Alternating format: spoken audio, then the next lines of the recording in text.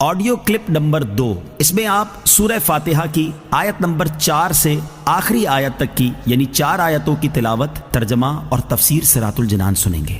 بسم اللہ الرحمن الرحیم۔ ترجمہ: اللہ کے نام سے شروع جو نہایت مہربان رحمت والا ہے۔ ایاک نعبد و ایاک نستعین۔ ترجمہ: ہم تیری ہی عبادت کرتے ہیں اور تجھ ہی سے مدد چاہتے ہیں۔ ایاک نعبد و ایاک نستعین، ہم تیری ہی عبادت کرتے ہیں اور تجھ ہی سے مدد چاہتے ہیں۔ تفسیر صراط الجنان میں اس کی تفسیر کچھ اس طرح ہے۔ اس سے پہلی آیات میں بیان ہوا کہ ہر طرح کی حمد و ثنا کا حقیقی مستحق اللہ تعالیٰ ہے، جو کہ سب جہانوں کا پالنے والا، بہت مہربان اور رحم فرمانے والا ہے۔ اور اس آیت سے بندوں کو سکھایا جا رہا ہے کہ اللہ تعالیٰ کی بارگاہ میں اپنی بندگی کا اظہار یوں کرو کہ اے اللہ عز و جل، ہم صرف تیری ہی عبادت کرتے ہیں، کیونکہ عبادت کا مستحق صرف تو ہی ہے اور تیرے علاوہ اور کوئی اس لائق ہی نہیں کہ اس کی عبادت کی جا سکے، اور حقیقی مدد کرنے والا بھی تو ہی ہے۔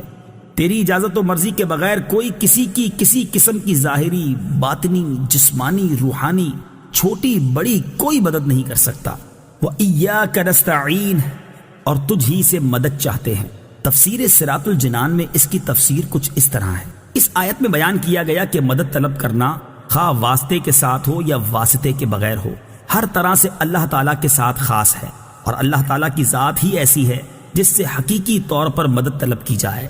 اعلیٰ حضرت امام احمد رضا خان علیہ رحمت الرحمان فرماتے ہیں، حقیقی مدد طلب کرنے سے مراد یہ ہے کہ جس سے مدد طلب کی جائے اسے بالذات قادر، مستقل مالک اور غنی، بے نیاز جانا جائے کہ وہ اللہ تعالیٰ کی عطا کے بغیر خود اپنی ذات سے اس کام یعنی مدد کرنے کی قدرت رکھتا ہے۔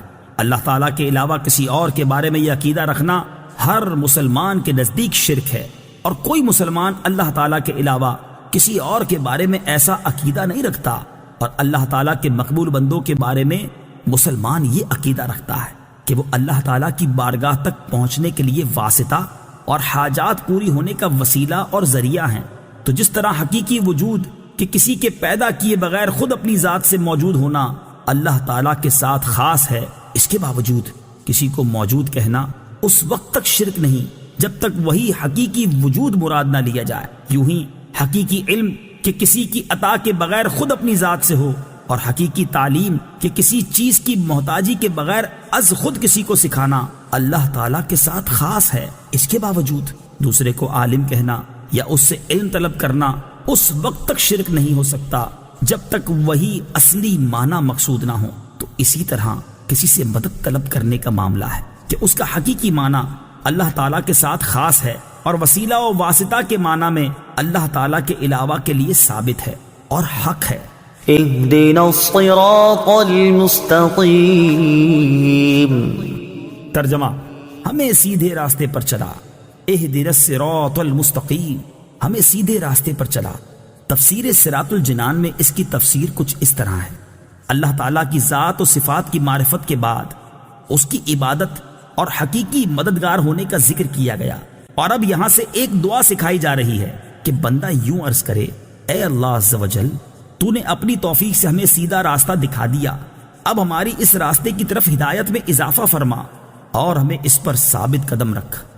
صراط مستقیم کا معنی، صراط مستقیم سے مراد عقائد کا سیدھا راستہ ہے جس پر تمام انبیاء کرام علیہم الصلوۃ والسلام چلے، یا اس سے مراد اسلام کا سیدھا راستہ ہے جس پر صحابہ کرام رضی اللہ تعالی عنہم، بزرگان دین اور اولیاء اعظام رحمت اللہ تعالی علیہم چلے، جیسا کہ اگلی آیت میں موجود بھی ہے۔ اور یہ راستہ اہل سنت کا ہے کہ آج تک اولیاء کرام صرف اسی مسلک اہل سنت میں گزرے ہیں۔ صراط الذین انعمت علیہم غیر المغضوب علیہم ولا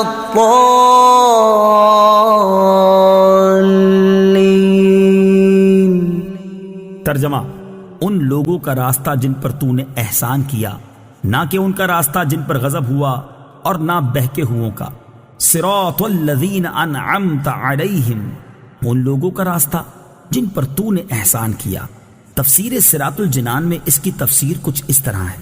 یہ جملہ اس سے پہلی آیت کی تفسیر ہے کہ صراط مستقیم سے مراد ان لوگوں کا راستہ ہے جن پر اللہ تعالیٰ نے احسان و انعام فرمایا۔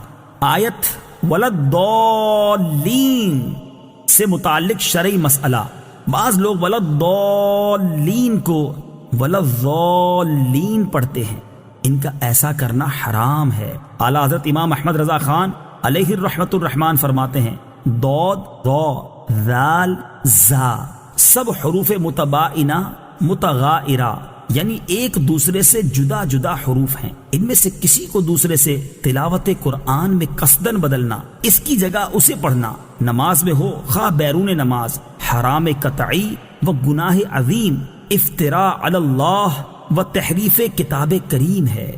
آمین اس کا ایک معنی ہے اے اللہ عز و جل تو قبول فرما، دوسرا معنی ہے اے اللہ عز و جل تو ایسا ہی فرما۔